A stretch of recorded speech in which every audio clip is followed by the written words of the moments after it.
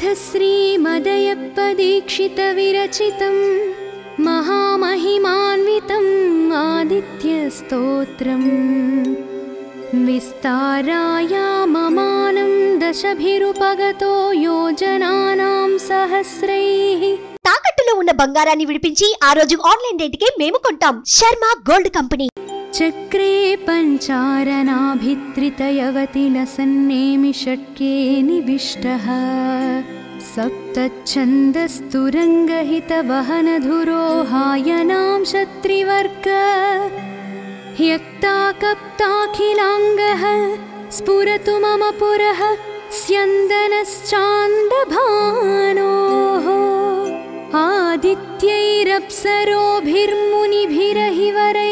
आदित्यैरप्सरोभिर्मुनिभिरहिवरैर्ग्रामणीयातु धानैः गन्धर्वैर्वाखिलैः परिवृतदशमांशस्य कृत्स्नं रथस्य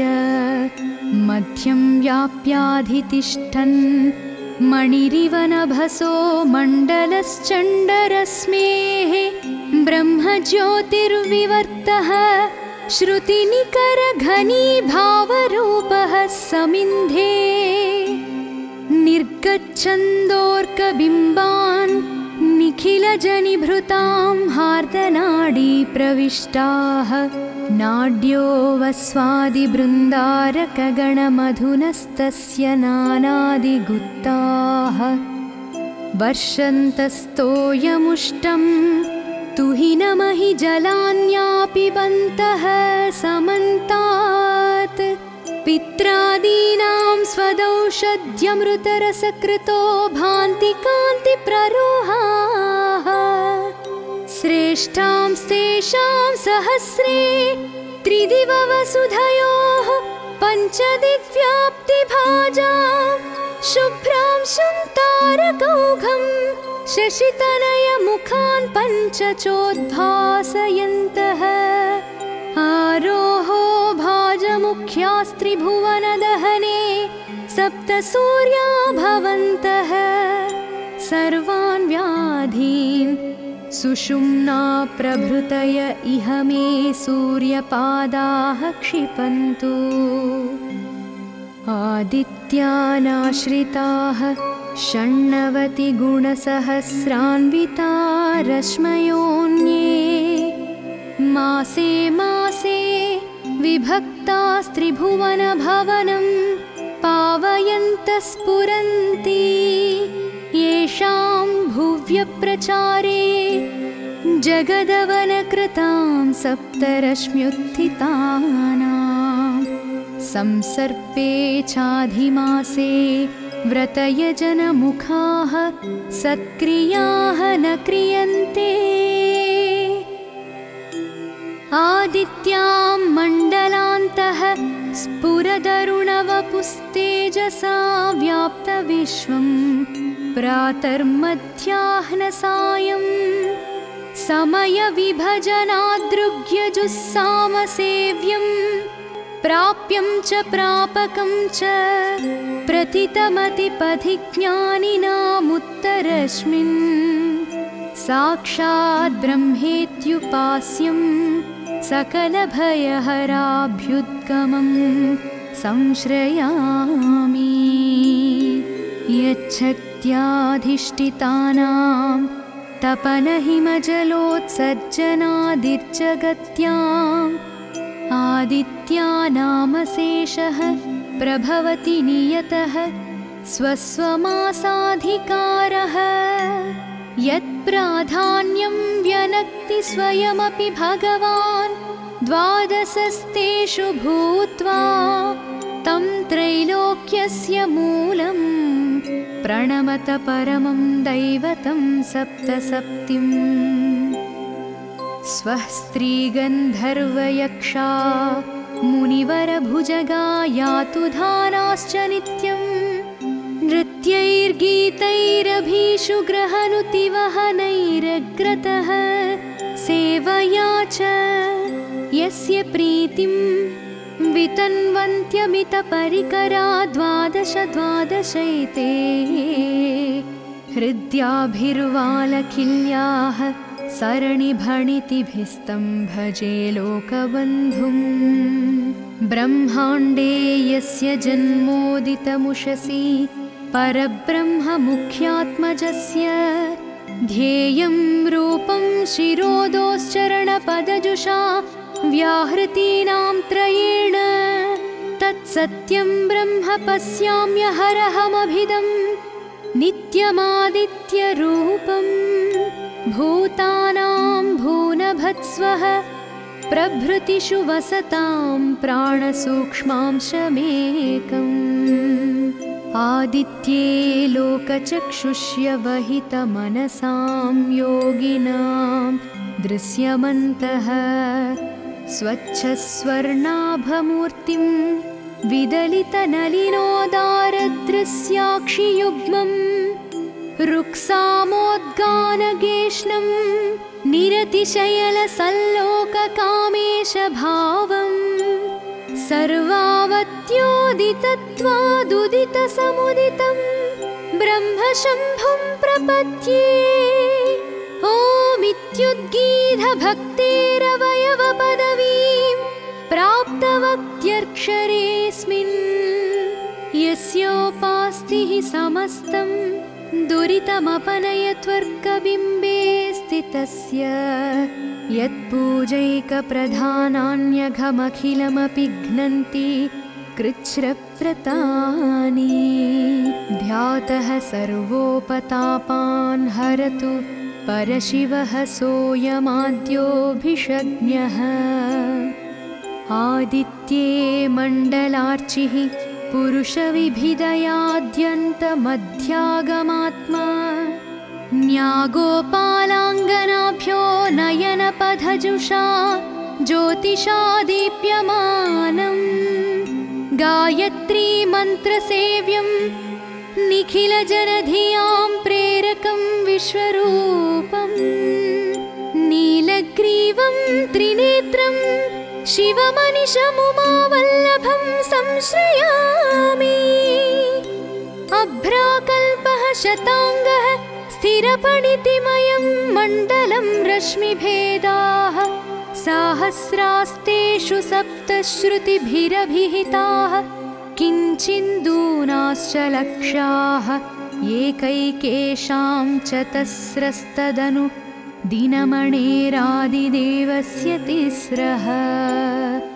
कप्ताः तत्तत्प्रभावप्रकटनमहिताः स्रग्धरा द्वादशैताः दुःस्वप्नं दुर्निमित्तं दुरितमखिलमप्यामयानप्यसाध्यान् दोषान् दुःस्थानसंस्थग्रहगणजनितान् दुष्टभूतान् ग्रहादीन् निर्धूनोति स्थिरां च श्रियमिह लभते मुक्तिमभ्येति चान्ते संकीर्त्य स्तोत्ररत्नं सकृदपि मनुजः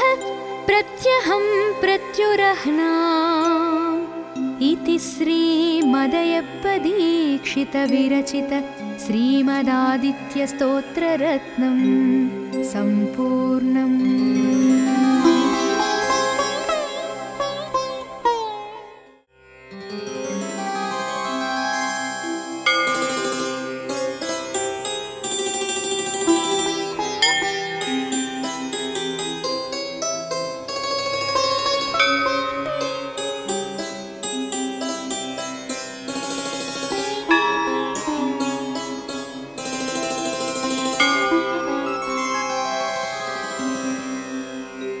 अथ श्रीमदयप्पदीक्षितविरचितं महामहिमान्वितम् आदित्यस्तोत्रम् विस्तारायाममानं दशभिरुपगतो योजनानां सहस्रैः चक्रे पञ्चारणाभित्रितयवतिलसन्नेमि षट्के निविष्टः सप्तच्छन्दस्तुरङ्गहितवहनधुरोहायनां शत्रिवर्ग ह्यक्ताकप्ताखिलाङ्गः स्फुरतु मम पुरः स्यन्दनश्चाण्डभानोः आदित्यैः वैरप्सरोभिर्मुनिभिरहिवरैर्ग्रामणीयातु धानैः गन्धर्वैर्वाखिलैः परिवृतदशमांशस्य कृत्स्नं रथस्य मध्यं व्याप्याधितिष्ठन् मणिरिव नभसो मण्डलश्चण्डरश्मेः ब्रह्मज्योतिर्विवर्तः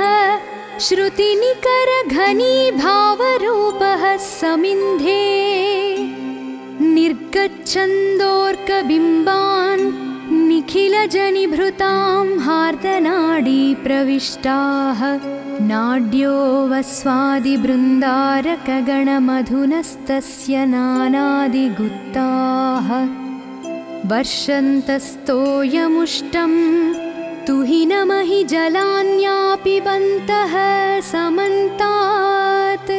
पित्रादीनां स्वदौषध्यमृतरसकृतो भान्ति कान्तिप्ररोहाः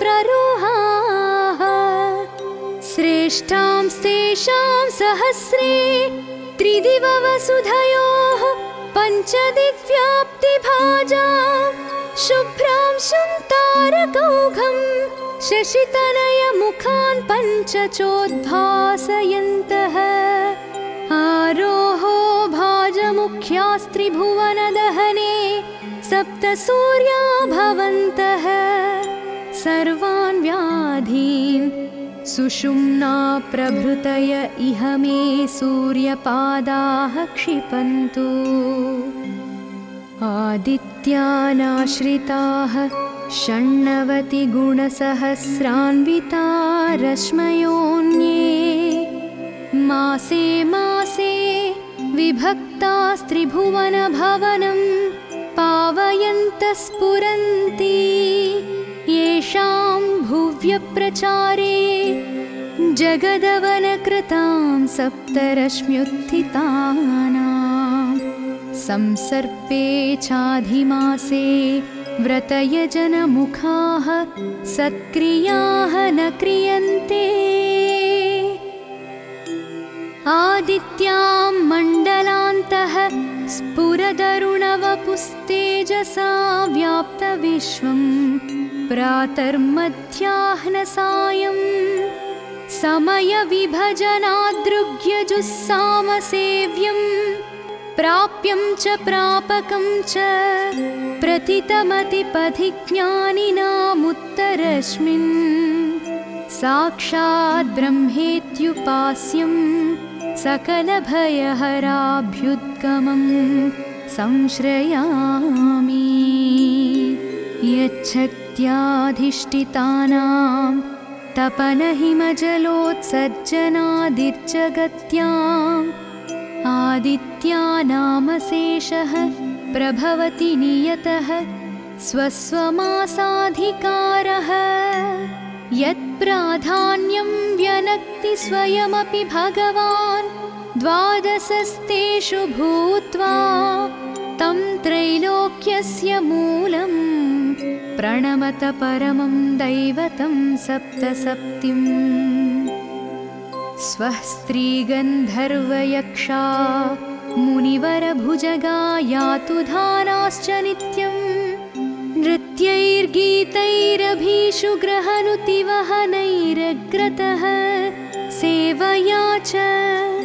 यस्य प्रीतिं वितन्वन्त्यमितपरिकरा द्वादश द्वादशैते हृद्याभिर्वालखिल्याः सरणिभणितिभिस्तं भजे लोकबन्धुं ब्रह्माण्डे यस्य जन्मोदितमुषसि परब्रह्ममुख्यात्मजस्य ध्येयं रूपं शिरोदोश्चरणपदजुषा व्याहृतीनां त्रयेण तत्सत्यं ब्रह्म पश्याम्यहरहमभिदं नित्यमादित्यरूपं भूतानां भूनभत्स्वः प्रभृतिषु वसतां प्राणसूक्ष्मांशमेकम् आदित्ये लोकचक्षुष्य वहितमनसां योगिनां दृश्यमन्तः स्वच्छस्वर्णाभमूर्तिं विदलितनलिनोदारदृश्याक्षियुग्मम् रुक्सामोद्गानगेष्णं निरतिशयलसल्लोककामेशभावम् सर्वावत्योदितत्वादुदितसमुदितं ब्रह्मशम्भुं प्रपद्ये। ओमित्युद्गीतभक्तेरवयवपदवीं प्राप्तवक्त्यक्षरेऽस्मिन् यस्योपास्तिः समस्तं दुरितमपनयत्वर्कबिम्बे स्थितस्य यत्पूजैकप्रधानान्यघमखिलमपि घ्नन्ति कृच्छ्रव्रतानि। ध्यातः सर्वोपतापान् हरतु परशिवः सोऽयमाद्योऽभिषज्ञः। आदित्ये मण्डलार्चिः पुरुषविभिदयाद्यन्तमध्यागमात्मा न्यागोपालाङ्गनाभ्यो नयनपथजुषा ज्योतिषा दीप्यमानम्। गायत्री मन्त्रसेव्यं निखिलजनधियां प्रेरकं विश्वरूपम् नीलग्रीवं त्रिनेत्रं शिवमनिशमुमावल्लभं संश्रयामि। अभ्राकल्पः शताङ्गः स्थिरपणितिमयं मण्डलं रश्मिभेदाः साहस्रास्तेषु सप्तश्रुतिभिरभिहिताः किञ्चिन्दूनाश्च लक्ष्याः एकैकेषां चतस्रस्तदनु दिनमणेरादिदेवस्य तिस्रः कप्ताः तत्तत्प्रभावप्रकटनमहिताः स्रग्धरा द्वादशैताः। दुःस्वप्नं दुर्निमित्तं दुरितमखिलमप्यामयानप्यसाध्यान्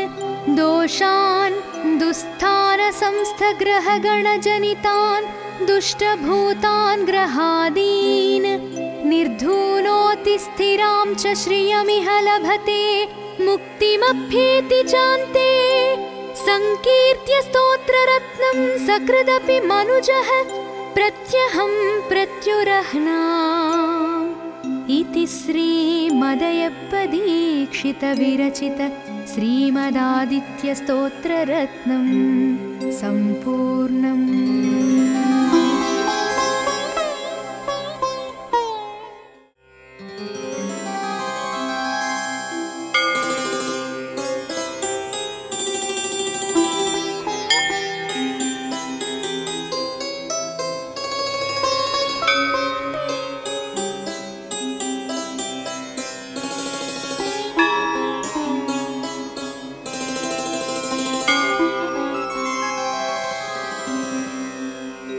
अथ श्रीमदयप्पदीक्षितविरचितं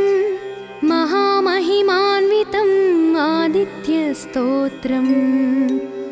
विस्तारायाममानं दशभिरुपगतो योजनानां सहस्रैः चक्रे पञ्चारणाभित्रितयवतिलसन्नेमि षट्के निविष्टः सप्तच्छन्दस्तुरङ्गहितवहनधुरोहायनां क्षत्रिवर्ग ह्यक्ताकप्ताखिलाङ्गः स्फुरतु मम पुरः स्यन्दनश्चाण्डभानोः आदित्यैरप्सरोभिर्मुनिभिरहिवरैर्ग्रामणीयातु धानैः गन्धर्वैर्वाखिलैः परिवृतदशमांशस्य कृत्स्नं रथस्य मध्यं व्याप्याधितिष्ठन् मणिरिव नभसो मण्डलश्चण्डरश्मेः ब्रह्मज्योतिर्विवर्तः श्रुतिनिकरघनीभावरूपः समिन्धे निर्गच्छन्दोर्कबिम्बान् निखिलजनिभृतां हार्दनाडी प्रविष्टाः नाड्यो वस्वादिबृन्दारकगणमधुनस्तस्य नानादिगुप्ताः वर्षन्तस्तोयमुष्टं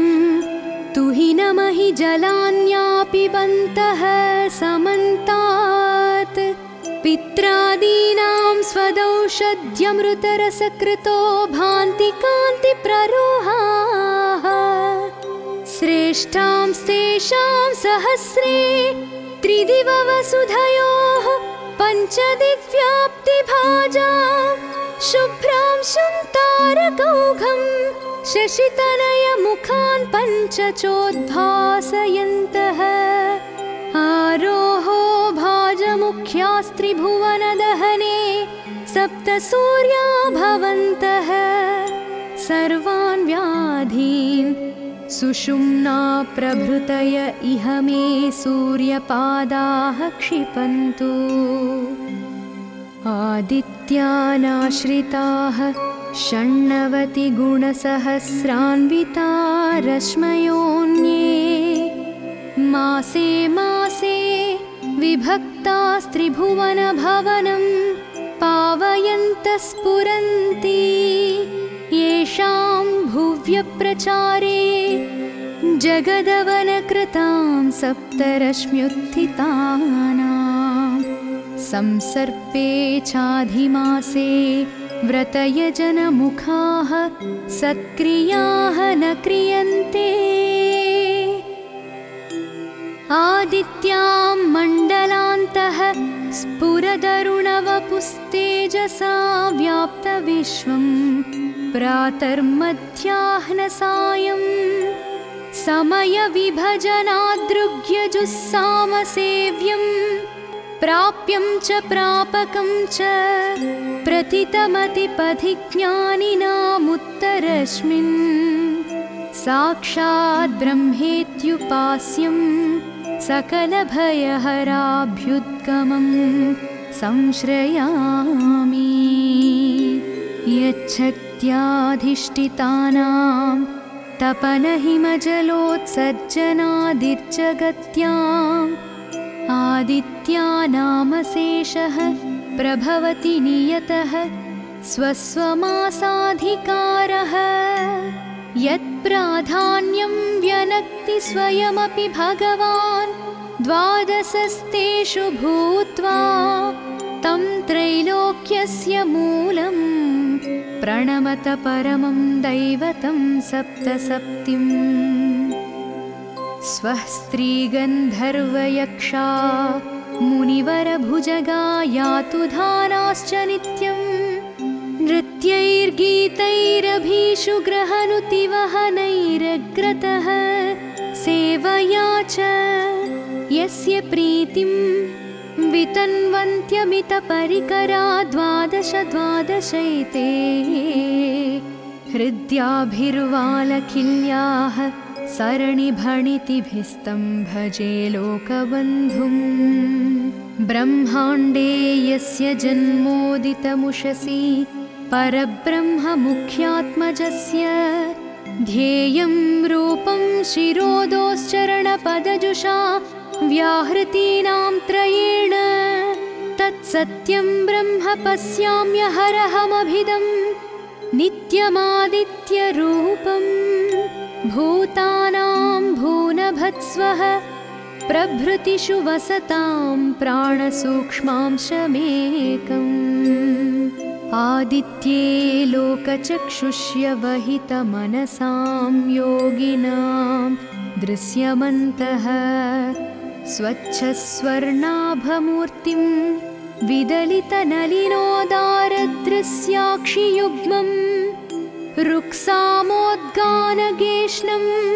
निरतिशयलसल्लोककामेशभावम् सर्वावत्योदितत्वादुदितसमुदितं ब्रह्मशम्भुं प्रपद्ये ओमित्युद्गीतभक्तेरवयवपदवीं प्राप्तवक्त्यक्षरेऽस्मिन् यस्योपास्तिः समस्तं दुरितमपनयत्वर्कबिम्बे स्थितस्य यत्पूजैकप्रधानान्यघमखिलमपि घ्नन्ति कृच्छ्रव्रतानि ध्यातः सर्वोपतापान् हरतु परशिवः सोऽयमाद्योऽभिषज्ञः आदित्ये मण्डलार्चिः पुरुषविभिदयाद्यन्तमध्यागमात्मा न्यागोपालाङ्गनाभ्यो नयनपथजुषा ज्योतिषा दीप्यमानम् गायत्री मन्त्रसेव्यं निखिलजनधियां प्रेरकं विश्वरूपं नीलग्रीवं त्रिनेत्रं शिवमनिशमुमावल्लभं संश्रयामि अभ्राकल्पः शताङ्गः स्थिरपणितिमयं मण्डलं रश्मिभेदाः साहस्रास्तेषु सप्तश्रुतिभिरभिहिताः किञ्चिन्दूनाश्च लक्ष्याः एकैकेषां चतस्रस्तदनु दिनमणेरादिदेवस्य तिस्रः कप्ताः तत्तत्प्रभावप्रकटनमहिताः स्रग्धरा द्वादशैताः दुःस्वप्नं दुर्निमित्तं दुरितमखिलमप्यामयानप्यसाध्यान् दोषान् दुःस्थानसंस्थग्रहगणजनितान् दुष्टभूतान् ग्रहादीन् निर्धूनोति स्थिरां च श्रियमिह लभते मुक्तिमभ्येति चान्ते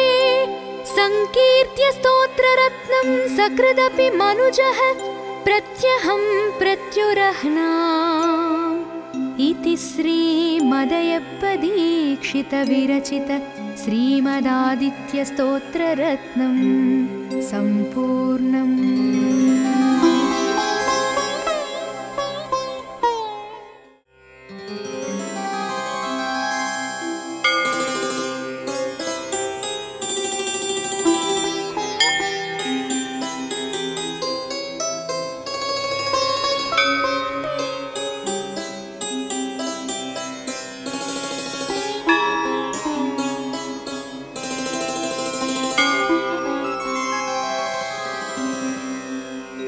अथ श्रीमदयप्पदीक्षितविरचितं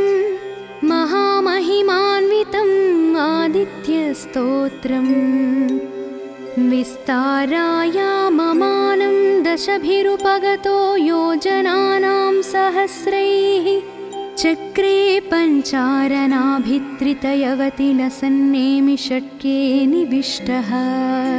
सप्तच्छन्दस्तुरङ्गहितवहनधुरोहायनां क्षत्रिवर्ग ह्यक्ताकप्ताखिलाङ्गः स्फुरतु मम पुरः स्यन्दनश्चाण्डभानोः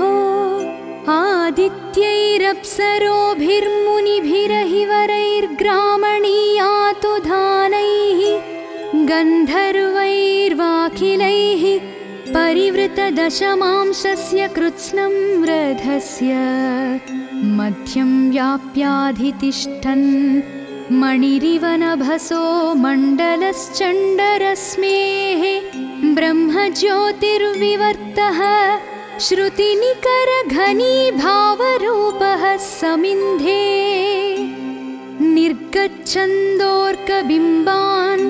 निखिलजनिभृतां हार्दनाडी प्रविष्टाः नाड्यो वस्वादिबृन्दारकगणमधुनस्तस्य नानादिगुप्ताः वर्षन्तस्तोयमुष्टं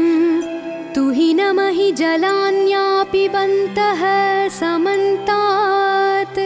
पित्रादीनां स्वदौषध्यमृतरसकृतो भान्ति कान्तिप्ररोहाः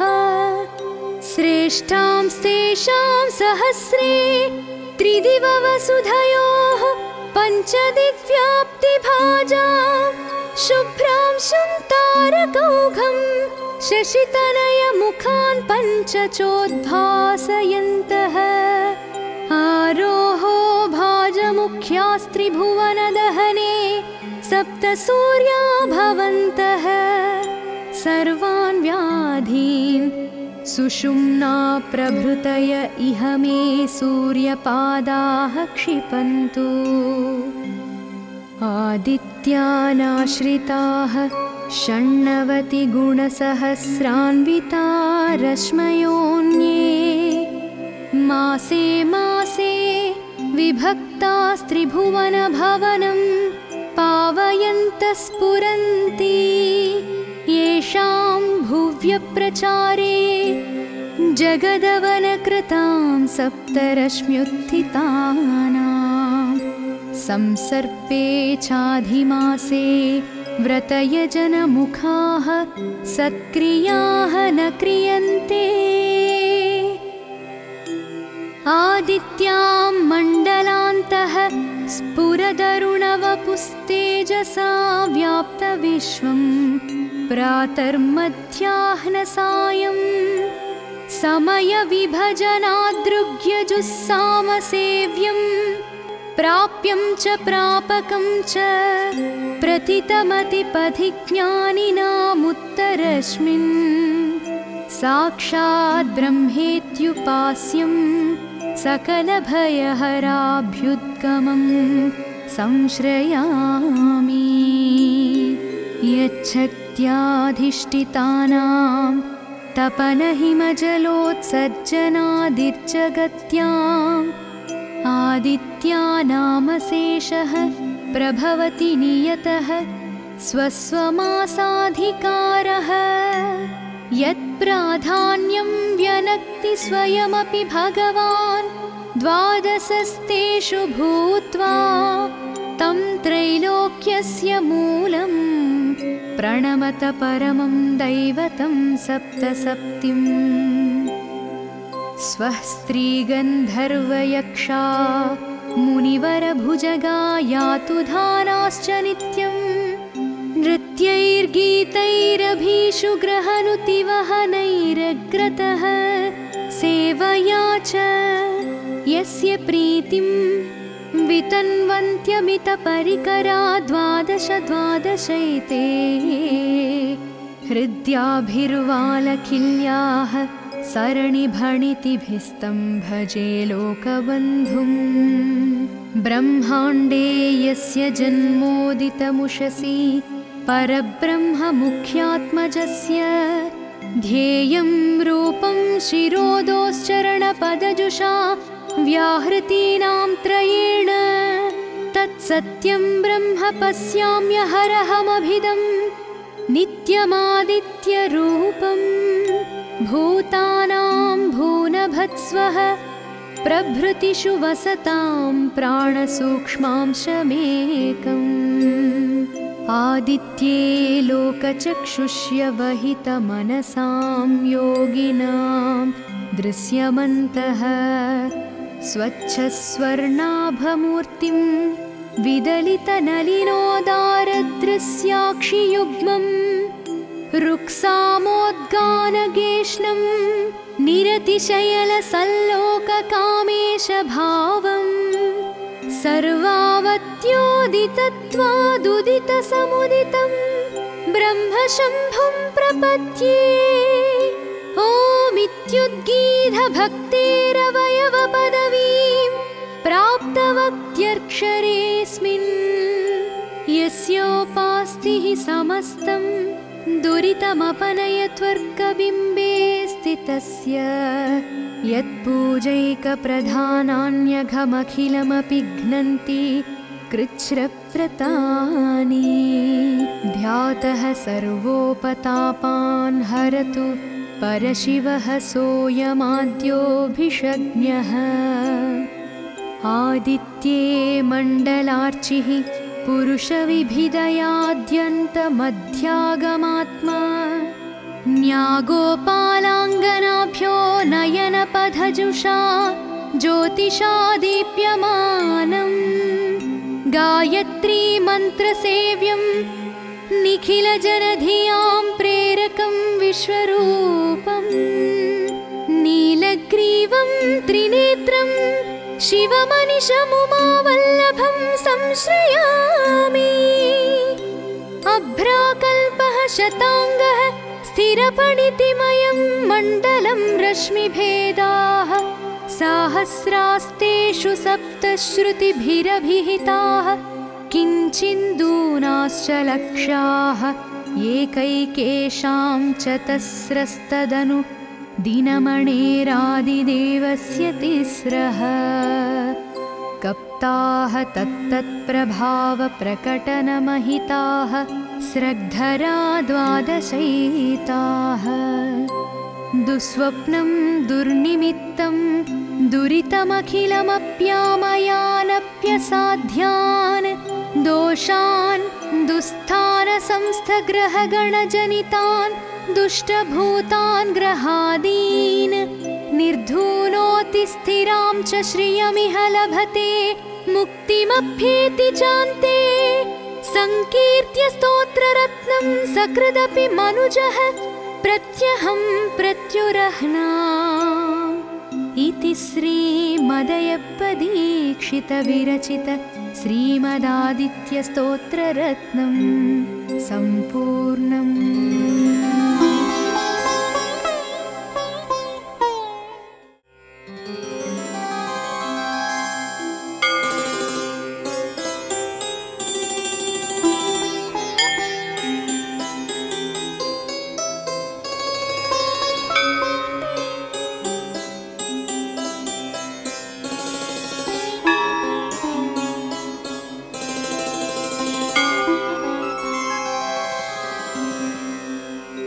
अथ श्रीमदयप्पदीक्षितविरचितं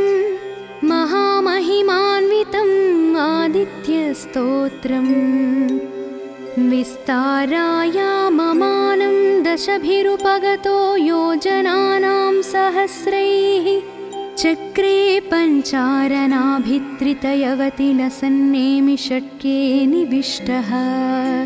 सप्तच्छन्दस्तुरङ्गहितवहनधुरोहायनां क्षत्रिवर्ग ह्यक्ताकप्ताखिलाङ्गः स्फुरतु मम पुरः स्यन्दनश्चाण्डभानोः आदित्यैरप्सरोभिर्मुनिभिरहिवरैर्ग्रामणीयातु धानैः गन्धर्वैर्वाखिलैः परिवृतदशमांशस्य कृत्स्नं रथस्य मध्यं व्याप्याधितिष्ठन् मणिरिव नभसो मण्डलश्चण्डरश्मेः ब्रह्मज्योतिर्विवर्तः श्रुतिनिकरघनीभावरूपः समिन्धे निर्गच्छन्दोर्कबिम्बान् निखिलजनिभृतां हार्दनाडी प्रविष्टाः नाड्यो वस्वादिबृन्दारकगणमधुनस्तस्य नानादिगुप्ताः वर्षन्तस्तोयमुष्टं तुहिनमहि जलान्यापिबन्तः समन्तात् पित्रादीनां स्वदौषध्यमृतरसकृतो भान्ति कान्तिप्ररोहाः श्रेष्ठां स्तेषां सहस्रे त्रिदिववसुधयोः पञ्चदिग्व्याप्तिभाजां शुभ्रां तारकौघं शशितनयमुखान् पञ्चचोद्भासयन्तः आरोहो भाजमुख्यास्त्रिभुवनदहने सप्तसूर्या भवन्तः सर्वान् व्याधीन् सुषुम्ना प्रभृतय इह मे सूर्यपादाः क्षिपन्तु आदित्यानाश्रिताः षण्णवतिगुणसहस्रान्विता रश्मयोऽन्ये मासे मासे विभक्तास्त्रिभुवनभवनं पावयन्तः स्फुरन्ति येषां भुव्यप्रचारे जगदवनकृतां सप्तरश्म्युत्थितानां संसर्पे चाधिमासे व्रतयजनमुखाः सत्क्रियाः न क्रियन्ते आदित्यां मण्डलान्तः स्फुरदरुणवपुस्तेजसा व्याप्तविश्वं प्रातर्मध्याह्नसायं समयविभजनादृग्यजुस्सामसेव्यं प्राप्यं च प्रापकं च प्रथितमतिपथिज्ञानिनामुत्तरस्मिन् साक्षात् ब्रह्मेत्युपास्यं सकलभयहराभ्युद्गमं संश्रयामि। यच्छक्त्याधिष्ठितानां तपनहिमजलोत्सर्जनादिर्जगत्याम् आदित्यानामशेषः प्रभवति नियतः स्वस्वमासाधिकारः। यत्प्राधान्यं व्यनक्ति स्वयमपि भगवान् द्वादशस्तेषु भूत्वा तं त्रैलोक्यस्य मूलं प्रणमत परमं दैवतं सप्तसप्तिम्। स्वः स्त्रीगन्धर्वयक्षा मुनिवरभुजगा यातु धानाश्च नित्यम् नृत्यैर्गीतैरभीषु ग्रहनुतिवहनैरग्रतः सेवया च यस्य प्रीतिं वितन्वन्त्यमितपरिकरा द्वादशैते हृद्याभिर्वालकिल्याः सरणिभणितिभिस्तं भजे लोकबन्धुम्। ब्रह्माण्डे यस्य जन्मोदितमुषसि परब्रह्ममुख्यात्मजस्य ध्येयं रूपं शिरोदोश्चरणपदजुषा व्याहृतीनां त्रयेण तत्सत्यं ब्रह्म पश्याम्यहरहमभिदं नित्यमादित्यरूपं भूतानां भूनभत्स्वः प्रभृतिषु वसतां प्राणसूक्ष्मांशमेकम्। आदित्ये लोकचक्षुष्य वहितमनसां योगिनां दृश्यमन्तः स्वच्छस्वर्णाभमूर्तिं विदलितनलिनोदारदृश्याक्षियुग्मम् रुक्सामोद्गानगेष्णं निरतिशयलसल्लोककामेशभावम् सर्वावत्योदितत्वादुदितसमुदितं ब्रह्मशम्भुं प्रपद्ये। ओमित्युद्गीतभक्तेरवयवपदवीं प्राप्तवक्त्यक्षरेऽस्मिन् यस्योपास्तिः समस्तं दुरितमपनयत्वर्कबिम्बे स्थितस्य यत्पूजैकप्रधानान्यघमखिलमपि घ्नन्ति कृच्छ्रव्रतानि। ध्यातः सर्वोपतापान् हरतु